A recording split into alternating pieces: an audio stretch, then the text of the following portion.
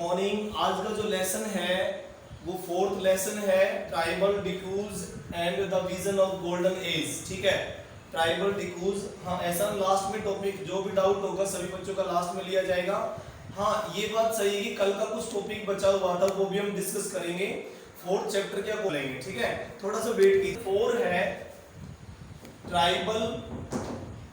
Tribal lesson number 4 history का chapter 4 है ये 4। इसकी हम शुरुआत करेंगे, लेकिन कुछ टॉपिक जो हमारे पीछे के रह गए वो भी हम डिस्कशन करेंगे। ओके, तो लेसन का नाम है ट्राइबल डिक्रूज एंड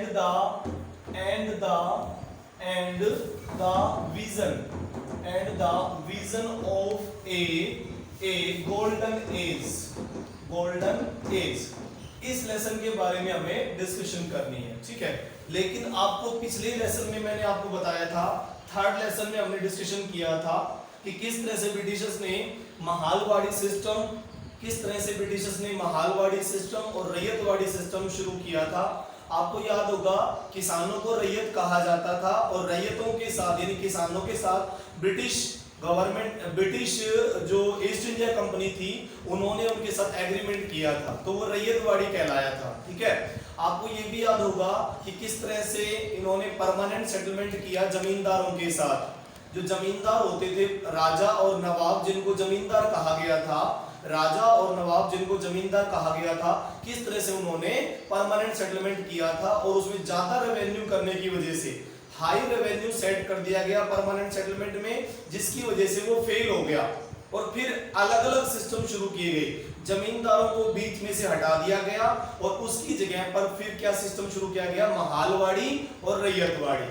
महाल गांव को कहते हैं पूरे एक यूनिट को, उसमें जो भी लोग रहेंगे वो विलेज हेडमैन को पैसे दे देंगे, टैक्स दे देंगे, और विलेज हेडमैन किसको देगा पैसे, जाके ब्रिटिश कंपनी को देगा। तो इसको महालवाड़ी कहते हैं। मैं दोबारा बता रहा हूं, पूरे गांव को वेस्ट बंगाल की तरफ, पूरे गांव को यूपी की तरफ, बिहार की तरफ, पूरे गांव को महाल कहा जाता था।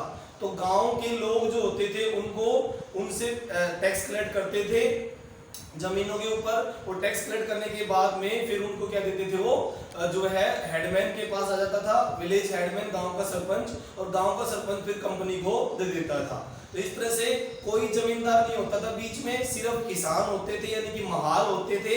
और महाल किसको पैसे देंगे, विलेज हेडमैन को पैसे देंगे, और विलेज हेडमैन किसको दे देगा, कंपनी को पैसा दे देगा। ठीक है, तो इस तरह से महालवाड़ी सिस्टम चला हुआ था।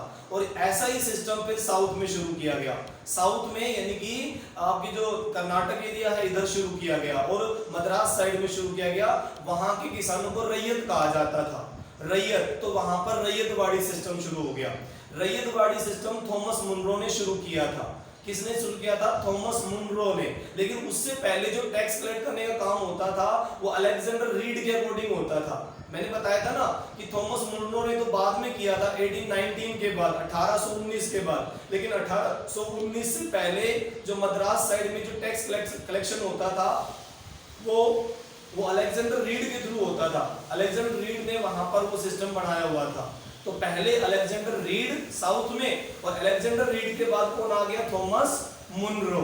ठीक है, इसलिए फिर साउथ में जो थॉमस मुनरो ने रैयतों के साथ में रैयतवाड़ी सिस्टम शुरू किया, उसको रैयतवाड़ी भी कहते हैं और मुनरो सिस्टम भी कहते हैं। बिल्कुल सिंपल है, कंफ्यूज होने की जरूरत नहीं है। ठीक है, साउथ में रैयतवाड़ी सिस्टम मुनरो ने शुरू किया। अब उसको मुनरो सिस्टम कह दो चाहे रैयतवाड़ी कह दो, एक ही बात है। मुनरो ने किसानों के साथ, साउथ के जो किसान होते थे उनके साथ वो सिस्टम सेटलमेंट किया था। और इधर बंगाल की तरफ गांव के लोग, महाल, पूरा गांव महाल कहलाता था, तो गांव के लोगों के साथ एग्रीमेंट किया तो महालवाड़ी कहलाया। बीच में से जमींदार खत्म कर दिए गए थे, क्योंकि जमींदार फायदा उठाते थे, ना किसान का फायदा होता था ना कंपनी का फायदा होता था। परमानेंट सेटलमेंट में सिर्फ और सिर्फ किसान का, सिर्फ और सिर्फ जमींदार का ज्यादा फायदा होता था, इसलिए परमानेंट सेटलमेंट बंद कर दिया गया। और याद है आपको 1870 में कितना बुरा अकाल पड़ा था बंगाल में, 10 मिलियन लोग मारे गए थे, और उसके बाद भी परमानेंट सेटलमेंट चल रहा था, जिसकी वजह से किसानों ने आगे पैसा देना बंद कर दिया। तो आज हम उसी लेसन का थोड़ा सा पार्ट बचा हुआ था वो भी डिस्कशन करेंगे। क्रॉप फॉर यूरोप, ठीक है। अगला जो टॉपिक था उसमें क्रॉप फॉर यूरोप, ठीक है, क्रॉप फॉर यूरोप, ठीक है, क्रॉप फॉर यूरोप। यूरोप के लिए कौन कौन सी फसल इंडिया में उगाई जाने लगी थी, ठीक है, इंडिया में कौन कौन सी फसलें उगाई जाने लगी, ऐसा लास्ट में डाउट लेंगे बेटा।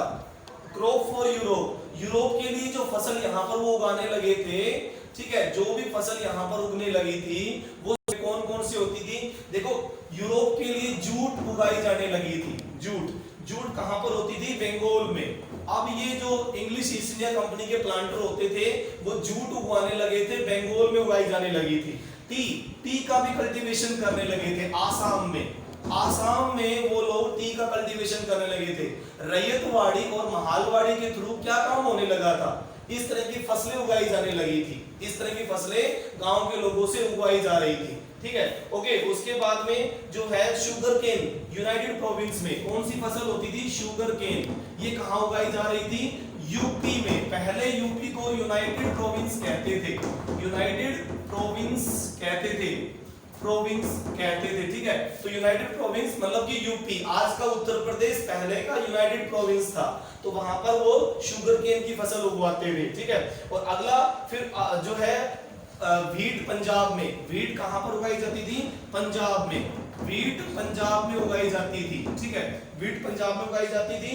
और कॉटन जो है महाराष्ट्र में, कॉटन, कॉटन कहां उगाई जाती थी, महाराष्ट्र, महाराष्ट्र, ठीक है, महाराष्ट्र में उगाई जाती थी, और महाराष्ट्र में उगाई जाती थी। इसके अलावा राइस जो है मद्रास में उगाई जाती थी, राइस कहां पर, मद्रास में, ठीक है, मद्रास में, मद्रास में उगाए जाते थे, ठीक है, ये उगाए जाते थे। और सबसे बड़ी बात, बंगाल में इंडिगो का भी प्लांटेशन होने लगा था, इंडिगो, इंडिगो प्लांटेशन कहां पर होने लगा था, बंगाल में, बंगाल में, ठीक है।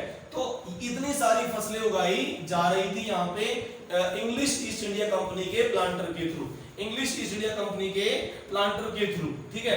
तो अब ये काम करवाने लग रहे थे वो, महालवाड़ी सिस्टम, रैयतवाड़ी सिस्टम के थ्रू जूट की फसल, टी का प्लांटेशन आसाम में, शुगर केन यूपी में, और वीट पंजाब में, और कॉटन महाराष्ट्र में, और राइस मद्रास में, और इंडिगो यानी कि नील की खेती। इंडिगो को मैंने राउंड इसलिए किया क्योंकि इसके बारे में डिस्कशन करने जा रहे हैं हम, इंडिगो यानी कि नील की खेती। अब ये नील की खेती क्या होती है, कलर, कॉटन के कपड़े बनने लगे थे पहले, और कॉटन के कपड़ों में नील देना, है ना, कलर होती ना, blue colour, blue rich colour, नील, नील की खेती, ठीक है, उसके प्लांट उगाए जाते हैं। और फिर फ्लावर जो होते हैं ना, फूल, उन फ्लावर से फिर वो क्या करते हैं, नील तैयार करते हैं, ठीक है। ये नील के लिए ये एग्रीकल्चर की जा रही थी, बंगाल में बड़े लेवल पे ये नील उगाई जा रही थी, ठीक है। और फिर इस नील की डिमांड जो है यूरोप में बहुत होती थी, भारत के मसाले और भारत की नील की डिमांड यूरोप में बहुत ज्यादा होती थी। यहाँ पर कंपनी के लोग किसानों से रैयती सिस्टम और महालवाड़ी सिस्टम के थ्रू ये नील की खेती करवाते थे, और चाय की खेती करवाते थे, जूट की खेती करवाते थे, और शुगर केन गन्ना, और वीट, वीट जो है क्या होता है, वीट मतलब गेहूं, और कॉटन यानी कि रुई, और जो है राइस चावल, जूट क्या होती है, जेवड़ियां। आपने देखा होगा ना गांव में खाट बनती है, खाट बनती है ना, खाट, जेवड़ियां, रस्सियां, रस्सियां जो होती है, और खाट जो होती है वो जूट की बनती है। किसकी बनती है, जूट की, जूट की बनती है। तो ये सारी फसल वो उगवा रहे थे, साथ में इंडिगो यानी कि नील की खेती भी करवा रहे थे। अब यूरोप के प्लांटर जब आते थे तो वो दो सिस्टम से इंडिगो प्लांटेशन करवाते थे, ठीक है। दो सिस्टम होता था, एक तो होता था निज कल्टीवेशन और एक होता था रैयती कल्टीवेशन। नील की खेती दो तरीके से उगाई जाती थी, okay. Indigo, Indigo cultivation, Indigo cultivation, cultivation, ठीक है, इंडिगो कल्टीवेशन। इंडिगो की डिमांड यूरोप में बहुत ही सस्ते में वो खरीदते थे यहाँ से, और महंगे के दाम में यूरोप में बेचते थे, ठीक है, और बहुत बढ़िया ढंग से वो डाई तैयार करते थे, ठीक है। इंडिगो की खेती हमारे यहाँ पर दो तरीके से की जाती थी, एक तो निज कल्टीवेशन, और एक होता था निज कल्टीवेशन, और एक होता था रैयती कल्टीवेशन, ठीक है। निज कल्टीवेशन और रैयती दो तरीके से, निज कल्टीवेशन, निज कल्टीवेशन, और दूसरा होता था रैयती कल्टीवेशन, रैयती कल्टीवेशन। इस नील का कल्टीवेशन किया जाता था। अब ये क्या है, निज कल्टीवेशन और रैयती कल्टीवेशन। निज कल्टीवेशन में क्या करेगा, यूरोप का कोई अमीर आदमी, यूरोप का कोई अमीर आया यहाँ पे, रिच ट्रेडर आया और उसने पैसे इन्वेस्ट कर दिए। जैसे कि यहाँ पर 2000 बीघा जमीन उसने किराए पर ले ली। जैसे मान लीजिए क्या किया, 2000 या 1000 बीघा जमीन उसने किराए पर ले ली, ठीक है। बीघा जमीन जो है उसने क्या ले लिया, रेंट पर ले लिया। और रेंट पर लेकर वो रेंट पर ले लेगा और रेंट पे लेने के बाद फिर लेबर हायर करेगा। लेबर मतलब किसानों को लेबर के रूप में रखेगा, ठीक है, लेबर के रूप में रखेगा और फिर लेबर से क्या हो पाएगा, इंडिगो कल्टीवेशन कराएगा। लेकिन इसमें बड़ी प्रॉब्लम ये होती थी कि जब इंडिगो कल्टीवेशन करने का स्टार्टिंग में जब टाइम होता था, भाई जब बीज उगाते थे या फिर जो प्लांट किया जाता था, उस समय बड़ी दिक्कत होती थी, प्लोग नहीं मिलते थे, मतलब कि हल ही नहीं मिलते थे। देखते हो ना खेतों में हल अब तो ट्रैक्टर से होने लगा है, लेकिन पहले केवल ऊंट से या फिर बैलगाड़ियों से एक हल पूरे खेत में निकाला जाता था। ऊंट से यानी कैमल से या फिर बैल से यानी कि ओक से और ऊंट से हल खेत में चलाया जाता था। एक ही हल होता था, समझ रहे हो ना। आजकल तो ट्रैक्टर के पीछे बहुत सारे हल होते हैं, लेकिन पहले जमाने में एक ही हल होता था। तो 1 बीघा के लिए कम से कम 2 हल की जरूरत पड़ती थी। 1 बीघा के लिए कितने, 2 हल की। तो सोचो कि 1000 बीघा के लिए कितने हल की जरूरत पड़ेगी, 2000 हल की जरूरत पड़ेगी। 1000 बीघा के लिए कितने हल की जरूरत पड़ेगी, PLOUGH, प्लोग। प्लोग का मतलब होता है हल। तो बड़ी दिक्कत होती थी जब ये प्लांटर यहाँ पे निज कल्टीवेशन करते थे, मतलब कि रिच मैन यहाँ पे आए और कल्टीवेशन करने लगे, निज कल्टीवेशन। तो निज कल्टीवेशन में सबसे बड़ी दिक्कत हड़ों की आती थी, हड़ नहीं मिलते थे। गांव में कितने हड़ होते हैं लोगों के पास, 1 2 5 10 20 इतने होते हैं। अगर किसी के पास 1000 बीघा जमीन उसने किराए पर ले ली है, किसी प्लांटर ने, किसने, प्लांटर ने। इसमें प्लांटर होता था, मेन प्लांटर, ठीक है, प्लांटर सारा काम करता था। इसमें सारा काम प्लांटर का होता था। जो भी प्लांटिंग लगाने के लिए आया है रिच पर्सन, वो करेगा प्लांटिंग। उसको बहुत ज्यादा लेबर की जरूरत पड़ेगी, उसको बहुत ज्यादा हल की जरूरत पड़ेगी, लेबर की जरूरत पड़ेगी, हल की जरूरत पड़ेगी, ठीक है। और फिर वो उगाएगा नील उगाएगा, फिर जो भी फायदा होगा उससे सारा होगा। जैसे कई बार नहीं होते, आजकल ठेके पे जमीन ले लेते हैं लोग, ठेके पे जमीन ले लिया, कॉन्ट्रैक्ट पे जमीन ले ली और फिर वो खुद सारा काम करेंगे, लेबर लगा लेंगे। लेबर पानी देने के लिए भी लेबर होगी, फसल काटने के लिए भी लेबर होगी, ठीक है ना। तो लेबर से काम करवाएंगे। लेकिन ये काम धीरे धीरे फेल हो गया, ना तो लेबर मिलती थी और ना हल मिलते थे। गांव में ना तो लेबर मिलती थी पूरी और ना हल मिलते थे। इस वजह से निज कल्टीवेशन धीरे धीरे फेल हो गया। बंगाल की बात कर रहा हूं मैं, किसकी बात कर रहा हूं, बंगाल की बात कर रहा हूं मैं। बंगाल में ऐसा हो रहा था। बंगाल में 2 तरह के सिस्टम हो रहे थे, एक तो निज कल्टीवेशन और एक रैयती कल्टीवेशन, 2 तरीके से हो रहा था।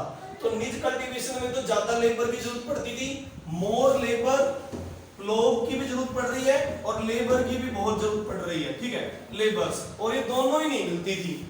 टाइम पे जब जरूरत होती थी, ना तो लेबर पूरी मिलती थी और ना हल पूरे मिलते थे। इस वजह से ये कल्टीवेशन सिस्टम फेल हो गया, फेल हो गया ये निज कल्टीवेशन सिस्टम। इसीलिए बाद में रैयती सिस्टम शुरू किया गया। अब प्लांटर क्या करते थे कि किसानों को पैसे दे देते थे, एडवांस पेमेंट, और उनसे नील उगवाते थे। अब लेबर की काम खत्म करने के लिए उन्होंने क्या किया कि किसानों से उगवाने लगे। अब वो पैसे दे देते थे, एडवांस पेमेंट दे दिया करते थे, ठीक है, एडवांस पेमेंट दे दिया करते थे कि फसल की शुरुआत में किसको, फार्मर्स को एडवांस पेमेंट देंगे और उनसे फिर क्या करवाएंगे, इंडिगो कल्टीवेशन कराएंगे। बंगाल में अब ऐसा होने लगा था, बंगाल में अब रैयती कल्टीवेशन होने लगा था, ठीक है। तो ये इससे क्या हुआ, धीरे धीरे किसानों ने रैयती कल्टीवेशन करना शुरू कर दिया एडवांस पेमेंट के चक्कर में। सोचो शुरू में कोई बहुत सारा पैसा आपको दे देगा तो आप क्या करोगे, कल्टीवेशन करोगे, फिर तो फंसने लगे। लोन सिस्टम में किसान फंसते चले गए। जो प्लांटर लोन देता था उस पैसे को ये ले लेते थे और बाद में फंस जाते थे, फिर किसी और को वो बेच भी नहीं पाते थे, किसी और को अपनी इंडिगो नहीं बेच पाते थे। और ये जो प्लांटर होते थे ये सस्ते में खरीदते थे, ये प्लांटर सस्ते में खरीदते थे फिर, इसलिए पूरे बंगाल में रैयती सिस्टम के थ्रू इंडिगो कल्टीवेशन होने लगा। ठीक है, ये लोग सस्ते में खरीदते और विदेशों में जाकर बेच देते थे। ठीक है, एक समय ऐसा आया बंगाल से 95% इंडिगो कल्टीवेशन होने लगा। कितना? 95%। रैयती सिस्टम के थ्रू 95% जो है इंडिगो कल्टीवेशन होने लगा, बहुत बड़े लेवल पे। ठीक है, सारे किसानों को कहा गया कि भाई अपनी सारी जमीनों पर इंडिगो कल्टीवेशन करो, बल्कि ये कहा गया भाई आप पैसे ले लो, लेकिन आप जो अपनी जितनी भी जमीन है 10 बीघा है 20 बीघा है, जो जितनी भी जमीन है वो आप उससे क्या करोगे, उस पे आप नील उगवाओ। आप ये कहा गया किसानों से 25% लैंड आपकी है, उस पर आप कंपलसरी, ठीक है, कंपलसरी नील उगाओगे। क्या करोगे? जो है किसकी? इंडिगो कल्टीवेशन करोगे, इंडिगो कल्टीवेशन करोगे। ठीक है, ऐसा उनको कहा गया। ठीक है, इंडिगो कल्टीवेशन आप करोगे, ऐसा उनसे कह दिया गया। इस तरह धीरे धीरे पूरे बंगाल में नील की खेती रैयती सिस्टम के थ्रू होने लगी। लेकिन बाद में इन्होंने क्या किया कि बड़ी दिक्कतें करनी शुरू कर दी। इन्होंने बाद में जो है टॉर्चर करना शुरू कर दिया किसानों को ये पुलिस लठबाज लेकर जाते थे अपने साथ, लठधारी लेके जाते थे और किसानों को मार मार के पीट के उनसे नील उगवाते थे। ठीक है, किसान मना कर देते थे क्योंकि नील की खेती करना, इंडिगो कल्टीवेशन करना बड़ा मुश्किल काम है। इंडिगो कल्टीवेशन करना बहुत मुश्किल काम होता था, इसलिए धीरे धीरे ठीक है बेटा, 1 मिनट रुको, लास्ट में 10 मिनट में धीरे जो है प्रॉब्लम आने लगी। और फिर आखिरी में मार्च के महीने में बंगाल के किसानों ने ब्लू रिबेलियन कर दिया, इंडिगो रिवोल्ट। किसानों ने ब्लू रिबेलियन कर दिया। क्या कर दिया? इंडिगो रिवोल्ट कर दिया। ठीक है, इंडिगो रिवोल्ट हो गया। ठीक है, तो देखिए ये समझ में आ गया बिल्कुल आपको जो भी है। और उसके बाद अब ब्लू रिबेलियन के बारे में पढ़ेंगे। ठीक है, ब्लू रिबेलियन। ठीक है, ब्लू रिबेलियन यानी कि नील का विद्रोह हुआ। नील का विद्रोह कब हुआ? मार्च के महीने में, मार्च 1859। कहां पर हुआ? बंगाल में फिर नील का विद्रोह हुआ। किसानों ने मना कर दिया भाई हम नहीं उगाएंगे। कितने बड़े लेवल पे हाई इंटरेस्ट पे वो लोन देते थे और लोन देने के बाद में फिर प्रॉब्लम क्रिएट करते थे। और नील की खेती करना यानी कि इंडिगो कल्टीवेशन करना बड़ा मुश्किल काम था। इंडिगो कल्टीवेशन करना बहुत ही टफ वर्क था। ठीक है, बहुत टफ वर्क था। फसल उगाना आसान नहीं था, बहुत ज्यादा अच्छी मिट्टी चाहिए होती थी, बहुत ज्यादा केयर करनी पड़ती थी, बहुत मुश्किल से इंडिगो उगती थी। इसलिए किसानों ने मना करना शुरू कर दिया और रिवोल्ट कर दिया। और जो है जो प्लांटर जो खरीदने आते थे उनसे फिर उनको मना कर देते, हम लोग नील की खेती नहीं देंगे, हम नील नहीं उगाएंगे, ना हम टैक्स देंगे। इस तरह से ये मार्च के महीने में रिवोल्ट हो गया। फिर बाद में इसमें जो जमींदारों, इसमें जो किसानों और प्लांटर के बीच में लड़ाइयां हुई, किसानों के बीच में और प्लांटर जो नील की खेती करवाते थे उनसे लड़ाइयां हुई। आपस में लठियाल, पुलिस, आपस में लड़ाइयां धमाधम हो गई। ठीक है, इस तरह से। ओके, तो इस तरह से ब्लू रिबेलियन हुआ मार्च के महीने में 1859 में बंगाल में हुआ। फिर बाद में इसको ठीक करने के लिए, ब्लू रिबेलियन को ठीक करने के लिए यहाँ पर एक मजिस्ट्रेट आए, मजिस्ट्रेट एशले ईडन। ठीक है, एशले ईडन को बुलाया गया। एशले ईडन आए और उन्होंने फिर इस ब्लू रिबेलियन को चेक किया कि बंगाल में क्या प्रॉब्लम हो रही है। कौन आया? Magistrate Ashley Eden blue rebellion को चेक करने के लिए आया। ठीक है भाई, क्या प्रॉब्लम हो रही है। और इन्होंने बनाया इंडिगो कमीशन। क्या बनाया? इंडिगो कमीशन तैयार किया। इंडिगो कमीशन मतलब कि इंडिगो को लेकर क्या प्रॉब्लम है बंगाल में, क्यों लोग विद्रोह कर रहे हैं, क्यों प्लांटर को मार रहे हैं, उसके लिए इंडिगो कमीशन बनाया गया। ठीक है, और फिर बाद में इंडिगो कमीशन के थ्रू किसानों की प्रॉब्लम सुनी गई। 1 मिनट बेटा, बस यस, 1 मिनट। कमीशन बनाया गया और धीरे जो है उनकी प्रॉब्लम सुनी गई और कलकत्ता में इनकी सुनवाई हुई। कलकत्ता कैलकाटा में सुनवाई हुई बंगाल में, और फिर बाद में इंडिगो रिवोल्ट शांत कर दिया गया, ओके। अब आप इस तरह से आपने देखा कि किस तरह से ब्लू रिबेलियन हुआ, और फिर मार्च के बाद विंटर के टाइम में इनकी एस्ले ईडन को विंटर के टाइम में फिर बंगाल में भेजा गया, और उसके बाद में फिर वहां पर ब्लू रिबेलियन का सॉल्यूशन हुआ। किसानों से बात की गई, फार्मर से, और बाद में फाइनली उसका फैसला किया गया।